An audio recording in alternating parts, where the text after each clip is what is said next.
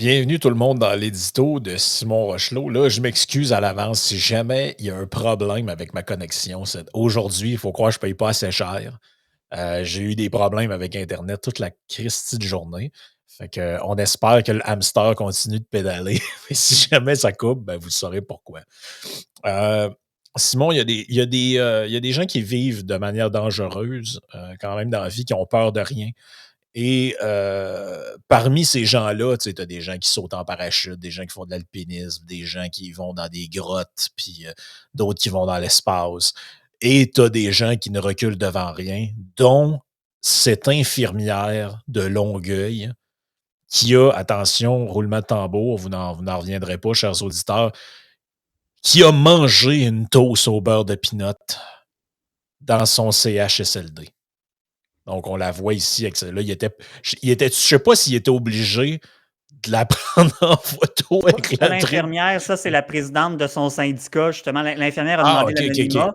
Fait que là, elle, ce qu'elle a fait, c'est qu'elle a pris une tranche de pain, puis elle a pris du pain, puis elle l'a envoyé au PDG du CIS ou du CIUS. En tout cas, c'est de bonne guerre, là. Du CIS, PDG du CIS. Fait que c'est Oui, ça. oui, ça devient compliqué. Et là, ça, c'est l'article tel qu'il est sorti Mhm. en fin de semaine, de mémoire. Et là, ça se titrait Une infirmière suspendue pour avoir mangé une toast au beurre de pinot. Et là, croyez-le ou non, gens qui nous écoutent peut-être de l'extérieur du Québec, si vous cherchez toast au beurre d'arachide sur Google, comme disait Jean Charest, vous tombez vraiment sur des articles d'actualité où il est question de cette infirmière-là qui, on n'a pas tous les détails de l'histoire, elle avait faim, puis bref, elle a mangé la toast. C'était-tu la toast d'un patient ou pas? J'ai pas trop compris l'histoire, Ouais, mais j'avais vu en quelque part qu'en gros, c'était une toast qu'un patient avait laissée dans son assiette, là, tu sais, qu'évidemment, il n'en voulait plus. Tu sais. Elle n'a pas arraché la toast des mains du patient. Ça, au moins, ce bout-là est clair. Là, elle s'est pas battue avec le patient pour, tu sais, comme la phrase enlever une sucette à un bébé, là, elle n'a pas enlevé une toast à un patient chez SSLD. Là. Il n'a pas arraché des mains. Là. c'est ça. Et là, écoute, la situation a été évidemment sortie dans le journal. Euh, Monsieur Dubé lui-même, ministre de la Santé, a été mis au courant de l'absurdité de la chose et a été cuisiné par Paul Arcan au 98.5 à Montréal sur ça. Et là, il a dit en gros, genre, ah, je veux pas trop me prononcer. Par le passé, j'ai déjà fait des commentaires sans être trop au courant des dossiers. Là, maintenant, je suis. Mais il dit à première vue, ça augure mal. Et quelques heures après, à peine, euh, ce qu'on voyait, puis ça, l'entrevue date d'hier matin, et tu vois, il y a 23 heures, vol d'une toast au beurre de pinot, l'infirmière ne sera pas suspendue. Donc là, est-ce que c'est juste en entendant la chronique à la radio que des gens ont fait, voyons, ça n'a pas de bon sens, puis il y a eu des coups de téléphone qui sont faits, ou est-ce que c'est Christian Dubé lui-même qui a appelé au CIS, au CIUS de pas tant de choses, et il a dit là, c'est quoi l'histoire? Puis là, finalement, on aurait même des excuses. Là. Tu vois, regarde, il y a Journal de Québec, vol de toast au CHSLD, la direction s'excuse et annule la sanction. Oui, ce qu'on voit, c'est que c'est pas Christian Dubé, c'est la ministre déléguée Sonia Bélanger, dont son nom m'était étranger, honnêtement. C'est une des 90 élus de la CAQ, là, de ce que je comprends. Là. Donc, ministre déléguée à la santé aux aînés, a discuté de cette suspension avec le président directeur général du CIS. Elle a réagi plus tôt lundi en disant que les gestionnaires impliqués dans le traitement du dossier seront rencontrés. Bon, Elle, c'est ben, la nouvelle Marguerite Blais, en gros. Là. ouais, ouais. C'est ça, c'est ça. Donc, tu sais, puis évidemment, je suis content qu'il y ait eu une intervention du politique pour pas que la pauvre infirmière se fasse suspendre pendant 3 jours. C'est-à-dire, de ce que j'avais compris, ça aurait été une suspension de 3 lundis de suite. Pourquoi pas une suspension de 3 jours consécutifs? Parce que le 6 ne peut pas se permettre de se passer d'elle pendant 3 jours de suite. Là. Fait que déjà, tu dis, ça part très bien. Mais c'est parce qu'aussi, une chance que la suspension a été révoquée. Parce qu'autrement, je veux dire, ça, je pense que c'est important de le crier sur tous les toits. Là. Si ça avait été maintenu, on se serait ramassé que cette pauvre infirmière-là aurait été sanctionnée davantage que tous les gestionnaires incompétents puis que les politiciens qui ont dormi sa switch pendant la première partie de la pandémie puis qui ont laissé nos aînés dans des conditions exécrables dans les CHSLD. T'sais. Fait que tu dis ça, question de perspective. Encore une fois, vous aurez compris, chers auditeurs, que moi, j'insiste beaucoup là-dessus. La perspective, tu dis là, ben, c'est parce que ça ne marche pas, cette histoire-là. Ça ne marche pas en tout. Là, comme on dit, bon, Le bon sens a triomphé. J'ai fait un post sur mon Facebook pour dire, bon, il s'en est fallu de peu, mais le bon sens a triomphé. Mais c'est un peu ça mon point, c'est que ça a passé proche en Moses que le bon sens ne triomphe pas. Puis encore une fois, je salue la ministre déléguée d'être intervenue, mais tu dis, hey, ça a pris l'intervention de la ministre déléguée pour que le bon sens l'emporte. On vit dans une drôle de place, pareil, là, tu sais, là. Oui, puis comment je te dirais bien ça? Il y a pas de c'est comme si là, il y a l'anecdote qui est loufoque. Tout le monde la voit, puis il y a beaucoup de gens qui ont réagi.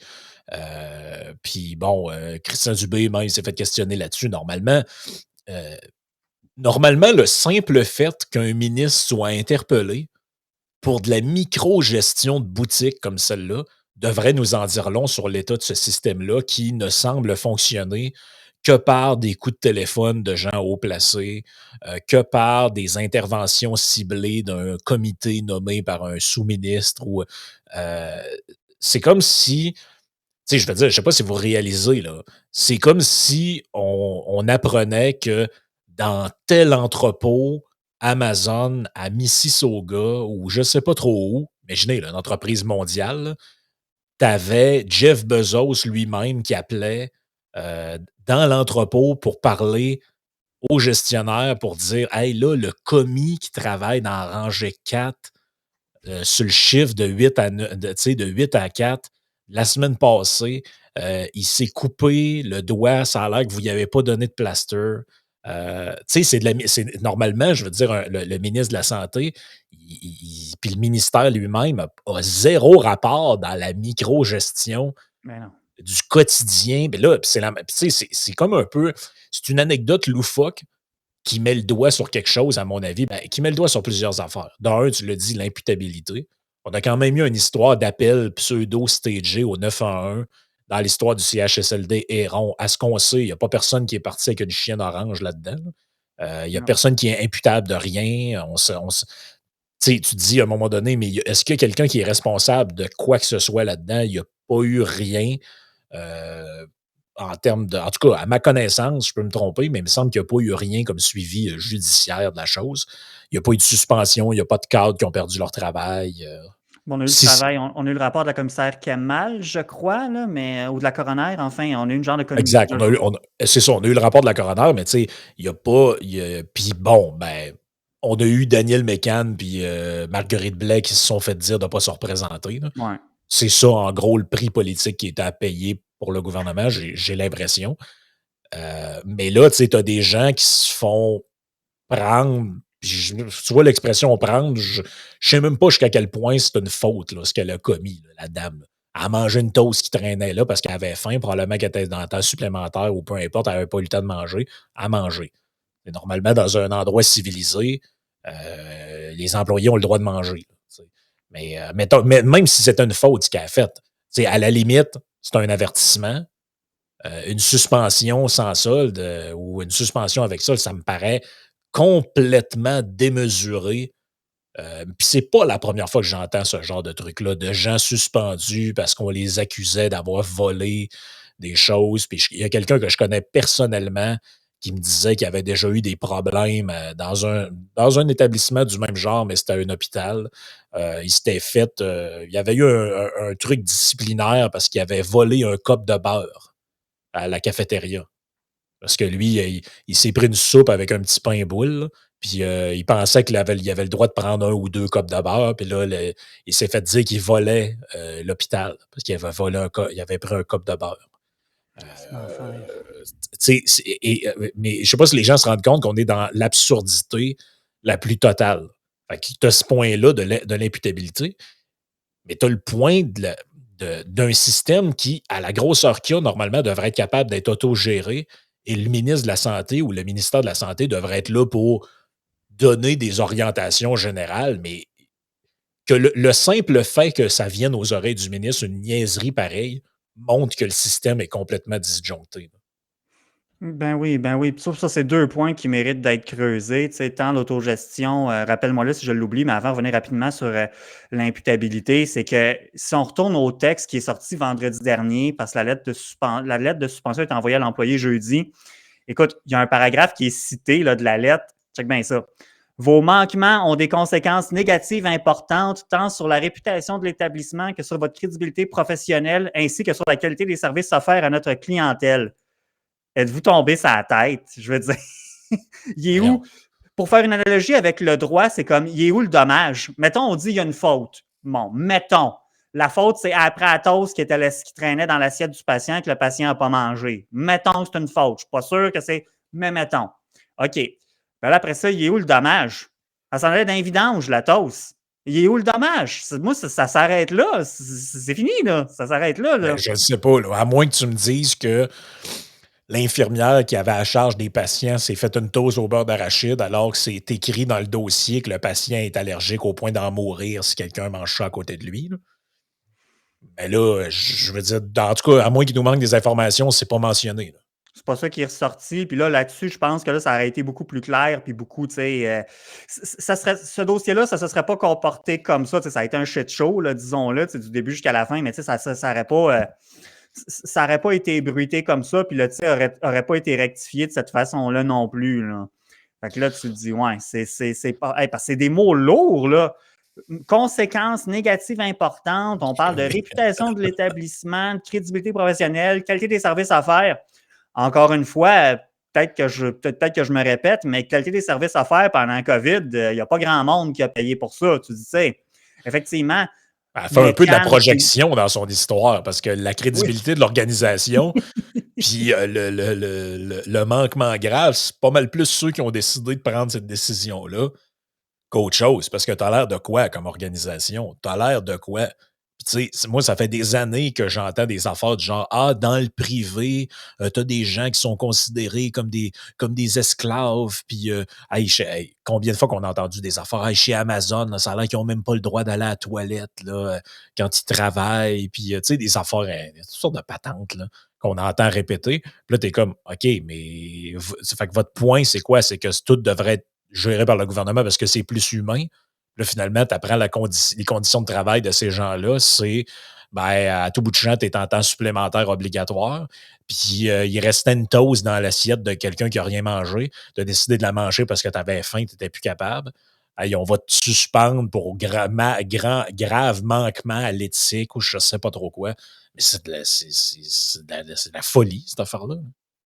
Ah, mais c'est certain. Puis aussi, ça me fait penser à quelque chose que vous avez mentionné hier dans le débrief, Samuel et toi, c'est de dire, tu sais, mettons, si tu compares, par exemple, c'est une parler du privé, si on compare, par exemple, un cabinet comptable dans la saison des impôts, un cabinet d'avocats dans un gros dossier, peu importe, un cabinet de professionnel, pas besoin d'être un gros cabinet, juste un quelconque cabinet de service, à la limite, j'imagine, le bureau d'Yann, par exemple, peu importe. Quand tu es dans un gros rush de même, puis tu fais du temps supplémentaire, puis tu restes tard le soir, ils vont te payer le taxi, ils vont te payer la pizza, puis il n'y aura pas de problème, là, mais là, c'est 0, 0, 0, là, tu sais.